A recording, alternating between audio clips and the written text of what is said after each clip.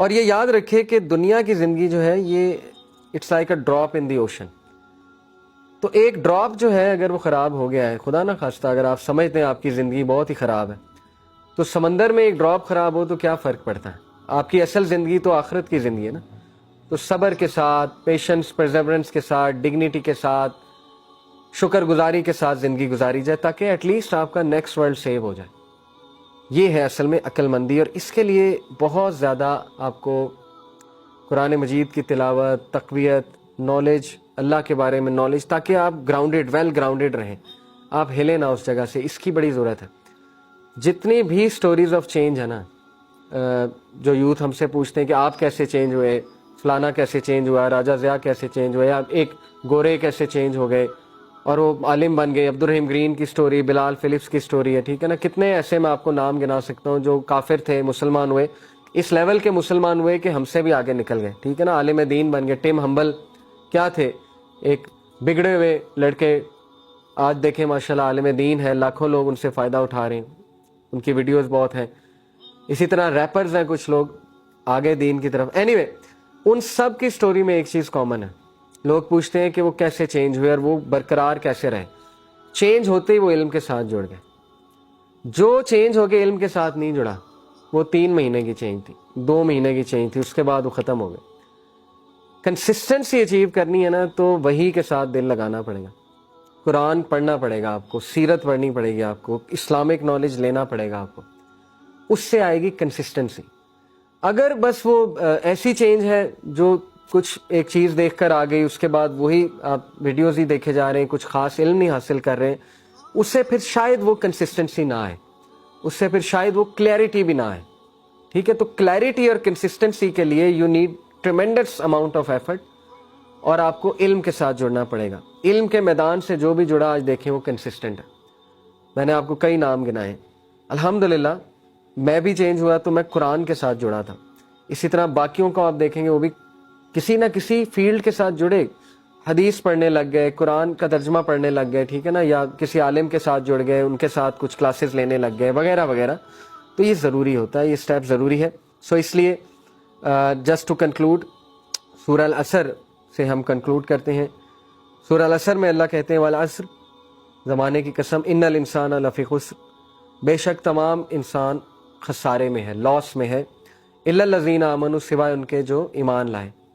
اور امام شافعی کہتے تھے نا، اگر صرف یہ صورت نازل ہو جاتی تو کافی تھی.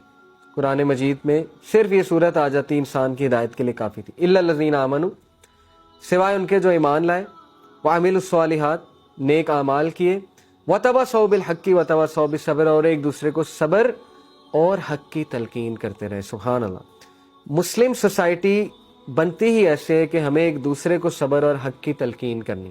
یہ ہے اصل میں ایمان کا بھی تقاضا اور خسارے سے بچنے کا ایک کرائٹیریا، کہ اگر آپ نے خسارے سے بچنا ہے تو یہ تو پھر آپ کو کرنا پڑے گا. اور الا الذین آمنوا، ایمان لانے کا تقاضا بھی صبر ہے. صبر چاہیے، نالج گین کرنے کے لیے صبر چاہیے. ایسے ہی نالج نہیں آ جاتا ہے. کئی آپ کو ہو سکتا ہے اسکالرس کے پاس جانا پڑے جب سوال آپ کے ذہن میں آئے، ٹریول کرنا پڑے، ہو سکتا ہے آپ کو سرچ کرنی پڑے. ایسے تو نہیں ہوتا نا، پھر سرچ بھی تو کرواتا ہے نا اللہ تعالیٰ. تو شارٹ کٹس کی طرف نہ جائیں، شارٹ کٹ سے نالج نہیں آتا. یہ جو ہے نا کہ ایک عالم کو فون کیا اور اس کو مسئلہ بتا، اور بس مجھے مسئلہ مل گیا تو یہ علم آ گیا، اس کو علم نہیں کہتے ہیں. یہ تو شارٹ کٹ لگا رہے ہیں نا. علم سے جڑ جائیں، سیرت کی کتاب پڑھنے لگ جائیں، کوئی کلاس جوائن کر لیں، کوئی ایسا سلیبس کریں جو مطلب آپ کہہ لیں کہ ایک سیکوینس میں ہے، اور اس کا کچھ اس کے کنٹینٹس ہیں، اس کا کچھ کریکولم ہے. وہ چیز کرنے کا انشاءاللہ آپ کو دیر پا فائدہ ہوگا. بہت سے کورسز ہو سکتے ہیں. اللہ کے ناموں سے شروع کر سکتے ہیں آپ، کہ میں اللہ کے 99 جو نام ہیں میں ان کے بارے میں پڑھتا ہوں، کوئی کورس کر لیتا ہوں.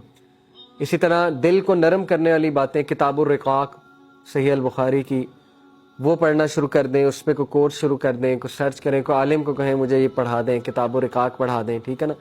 اسی طرح قرآن کی کچھ صورتیں لے لیں کہ میں نے یہ پڑھنی ہے، سمجھنی ہے. سورہ ضحیٰ سے شروع کر دیں، والضحیٰ واللیل اذا سجا، 30واں پارہ سے شروع کر دیں، یا شروع سے شروع کر دیں، سورہ البقرہ سے شروع کر دیں. لیکن جستجو کریں، ڈھونڈیں، اس کے طریقے دیکھیں. جتنی ایفرٹ کریں گے اللہ گائیڈ کرے گا. سورہ عنکبوت کی آیت ہے، اللہ تعالیٰ کہتے ہیں جو بھی ہماری راہ میں کوشش کرتا ہے ہم اس کو گائیڈ کرتے ہیں، پکی بات ہے گائیڈ کرتے ہیں۔ تو بہرحال سورہ العصر کے بارے میں بتاتا چلوں کہ صحابہ جب بھی ایک دوسرے سے ملتے تھے تو تب تک نہیں اٹھتے تھے اس محفل سے جب تک سورہ العصر نہیں سنا دیتے تھے۔ یہ سورہ العصر کے بارے میں آتا ہے، کیوں؟ ریمائنڈر کے لیے، ایک دوسرے کو بوسٹ کرنے کے لیے۔ دیکھیں ان کی کاؤنسلنگ یہی ہوتی تھی، ان کی وہ لمبی چوڑی گھنٹے گھنٹے کی کاؤنسلنگ نہیں ہوتی تھی، وہ سورہ العصر سنائی سب کی کاؤنسلنگ ہو گئی، وہاں سے اٹھے اور بس اپنے اپنے گھروں کو چلے، سب کو سمجھ آ گئی کہ بس یہی ہے دنیا کی زندگی میں۔ تو پھر ظاہر ہے اب کیا کریں، صبر بھی ہے، حق کی تلقین بھی ہے، اور ایمان بھی لانا ہے، اور ظاہر ہے نیک اعمال بھی کرنے ہیں۔ الحمدللہ اس سے انہیں بوسٹ ملتی تھی اور ورچو ملتی تھی، نیکی کی جستجو، نیکی کی چاہت ہوتی تھی ان کے دلوں میں۔ اور دیکھیں آج پھر اللہ تعالیٰ نے ان کا ایک مقام بھی رکھا ہمارے سامنے، اللہ نے ہمیں بتایا کہ ان لوگوں کا ایک مقام ہے اور وہ تمہارے لیے ایک مثال ہے۔ تو صبر ایک بہت زبردست ایٹریبیوٹ ہے، بہت گریٹ ورچو ہے، خصوصاً نوجوان اور ینگ ایج میں صبر بہت زیادہ مسنگ ہوتا ہے، کیونکہ جوانی جو ہے نا یہ مسٹیکس کی عمر ہوتی ہے یوزلی۔ ایک حدیث ہے نا کہ beware of the slips of the youth, نوجوانی کی سلپنگ سے اپنے آپ کو بچاؤ۔ سلپنگ آف دا یوتھ یہی ہے کہ انسان کچھ ایسے فیصلے کر لیتا ہے جوانی میں جو اس کے فائدے کے نہیں ہیں۔ تو اس لیے جوانی میں ذرا عقل مند بنیں اور جوانی میں صبر کر کے دکھائیں، ٹھیک ہے نا؟ جوانی میں سیلف کنٹرول پیدا کریں اپنے اندر، اور یاد رکھیں صبر کرنے سے آتا ہے، اوکے؟ صبر پریکٹس کرنے سے آئے گا۔ اور سائیکولوجیکلی سپیکنگ یہ بالکل درست ہے کہ جب ایک انسان ایک خاص ہیبٹ کو پریکٹس کرتا ہے، سائیکالوجسٹ کہتے ہیں نا 21 سے 40 دن پریکٹس کرو تو وہ چیز آپ کی بن جاتی ہے، اسٹرانگ بن جاتی ہے، نیورونز کے کنیکشن، اس کا پاتھ وے بن جاتا ہے، نیورونز کا نیورل پاتھ وے کہتے ہیں اسے۔ تو یہی بات ہے، آپ پریکٹس کرتے رہیں، ایک بار صبر کریں گے تقویت ملے گی، دوسری بار کریں گے مزید ملے گی، تیسری بار کریں گے مزید ملے گی، چوتھی بار آسان ہو جائے گا اس چیز پہ صبر کرنا، پھر آپ کا یہ مزاج بن جائے گا، پھر آپ صابرین میں سے ہو جائیں گے۔ جیسے اس سچے کے بارے میں بھی آتا ہے نا، ایک شخص سچ بولنے کی جستجو کرتا ہے یہاں تک کہ وہ سچوں میں لکھا جاتا ہے، اور ایک شخص جھوٹ بولتا رہتا ہے یہاں تک کہ وہ جھوٹوں میں لکھا جاتا ہے۔ تو اس لیے جو چیز بھی آپ پریکٹس کریں گے وہ آپ کا انشاءاللہ نیورل پاتھ وے بن جائے گا اور پرسنالٹی کا حصہ بھی بن جائے گا۔